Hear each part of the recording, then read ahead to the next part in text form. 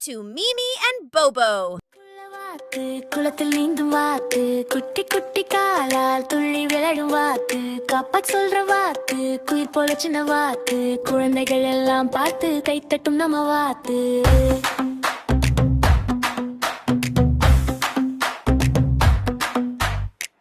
குள்ள வாத்து குளத்தில் நீந்தும் வாத்து குட்டி குட்டி காலால் துள்ளி விளையும் வாத்து காப்பா சொல்ற வாத்து குயிர் போல சின்ன வாத்து குழந்தைகள் எல்லாம் பார்த்து கைத்தட்டும் நம்ம வாத்து.